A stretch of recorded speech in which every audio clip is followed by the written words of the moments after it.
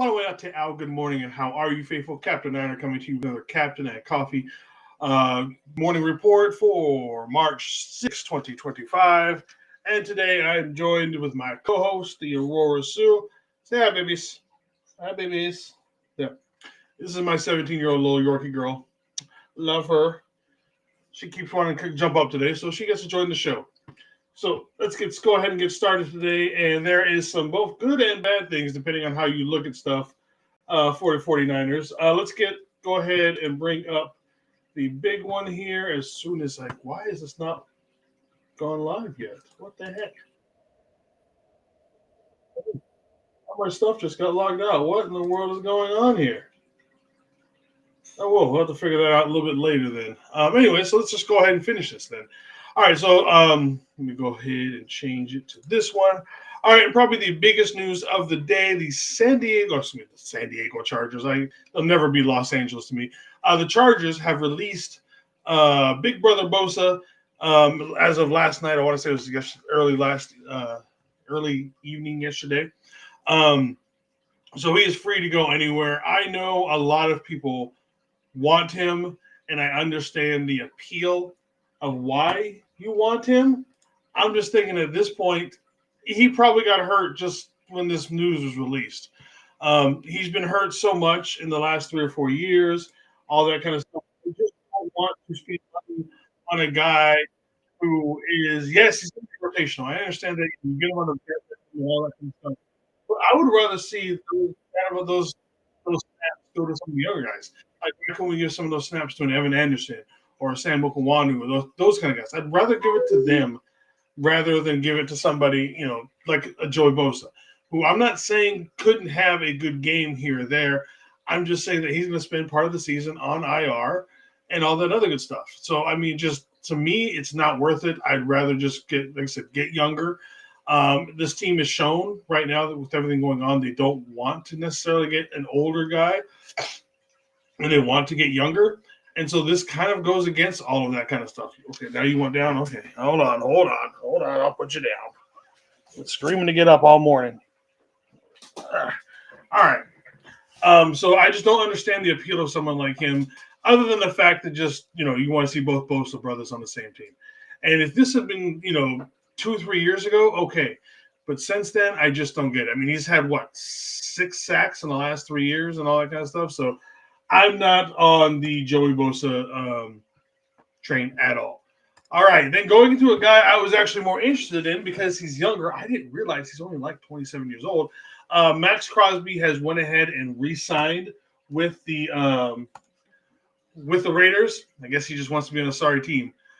So the dream of having him, obviously Nick Bosa, also gone. Like I said, I thought he'd be better just simply because he's younger, all that kind of stuff. We got Mr. Terradome in the house. What's up, brother? He said, San Diego, you sound old school. I mean, I cannot get used to the fact that they are now in LA. I catch myself saying San Diego all the time.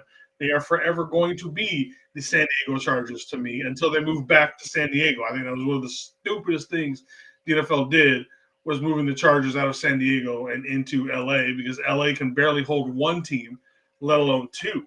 So I've never understood why do they need two teams? New York can handle it. There's too much going on in LA with Hollywood and everything else. There's so much to do. Football is a back burner kind of a thing. So that's what I'm saying. It's just forget about LA. Just put them back. That's fine. I don't know where you put the Rams. Put them back. If you want to leave just the Rams in LA, cool. But they don't need two teams. The San Diego Superchargers. I like it. All right, then we also got this report, and I'm seeing this more and more often, is that, the report's basically coming out that the Niners are going to lose both Hufanga and Dre Greenlaw. The rumor is right now we do have a contract on the table for Dre Greenlaw, about $10 million total, because it's probably going to be a lower base salary. It's got a bunch of incentives to reach up to that $10 million. I guess you can call it a prove it type of a deal type situation. If we lose both of these guys, especially Dre Greenlaw, we are almost guaranteed I would almost think linebacker in the second round. We need somebody. I know everybody wants D. Winters to be the replacement for Dre Greenlaw. I'm just not sure about how I feel about D. Winters long term and full time. Um, as that person, I would prefer we get somebody out of the draft. Zach Bond, I just got released by the no, released. I don't remember which one. But there's a couple other guys I would prefer to get in the building, especially with the draft. Get like a Jaheed Campbell or Chris Paul Jr. from Ole Miss. Some of those guys. There's quite a few linebackers, especially off-ball linebackers. Um, that could get. We need someone who can cover. Hufanga, I think, can be more easily replaced, even though that one game where the two of them came back against the Rams, we looked really good for that half. It was when both of them were back. That said, Huff also has an issue with injuries. He's obviously kind of slow at some things, but he's also really damn good. So it's like, given the two, who would I rather lose? I would rather lose Huff over Dre, but losing both would be a huge thing. We've got kind of a replacement in Malik Mustafa back there, but do we trust Jair Brown? Is he going to be the regression that he saw last year was just terrible? Can he bring it back in his coming up in this next upcoming season? To what he was closer to his rookie season. Now, if we got that wouldn't be so bad. This draft class, there's a few safeties in there. There's the kid, I know Terry Dome likes him, Mukaba from Texas. He wouldn't be a bad one to get. But again,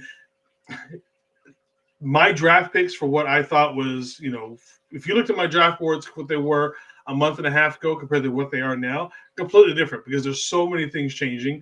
And guess what? This time next week, after free agency, because remember, free agency starts and everything next week. Actually, the free agency tampering starts Saturday, I believe is what it is.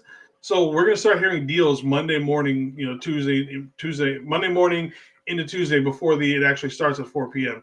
We're going to be hearing deals about that stuff coming up really quickly. So we also have that to look forward to. And then with that, once again, will change our draft boards. That's why I don't really take a lot of mock drafts seriously until after free agency, because you're going to feel some needs via free agency before we get to draft. And that's just common sense, right? Basically, all we're doing right now is we're guessing which rookies we like.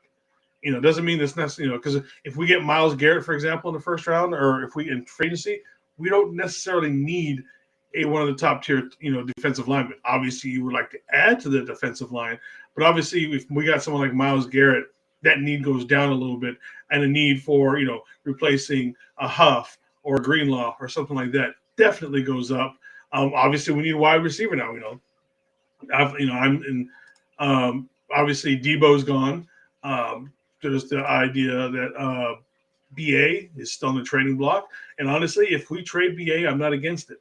If we are trading BA with the idea that we want someone who's going to be available all year long, so that we're quote unquote all in for this season. If you want to win the Super Bowl at home, this next coming season, BA isn't going to come back until November, roughly. We're not quite sure. I think he has a benchmark test here in the next few weeks to see exactly how he is healing. But again, this is not a simple tear that he did on his knee. He tore everything. Coming back from an injury like that is iffy at best.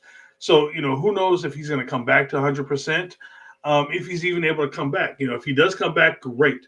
But we don't know. So if we got something more guaranteed and got like say we got a 5th-round draft pick and we spent that on a wide receiver replacement type player, I'm okay with that because that's what makes us best for this next upcoming season.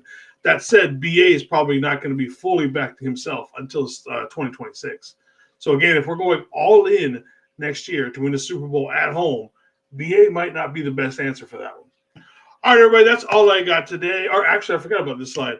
There is this one coming out of the Sporting News. I want to say this is from Tennessee. Sean LaBar is a Tennessee Titan coverage guy. He expects us to trade Brock Purdy for the number 1 overall pick. And I don't like that one. I'm not big on the quarterbacks coming out of this year's draft. I know a lot of people are especially big on Cam. I think he's going to be okay. I think Brock has a higher end ceiling than him. I think he fits the system better. And I think just grabbing a quarterback straight out of the draft and then starting him in this system is not what it needs. So I am completely against this if we were to do this. And then what's out there, free agency? Don't tell me we are going to go get Aaron Rodgers. I will be severely pissed if we go out and get somebody like an Aaron Rodgers. Like I would just his whole demeanor these days is just not worth it at all. But again, so there's rumors going out there about this whole thing, and normally I wouldn't have posted something like this or talked about this one, but and I don't know if he was just fucking around last night, but Brad Graham, SF 49ers, it's got a whole, he had a whole Twitter stuff about, people better get buckled in. It's going to start getting crazy.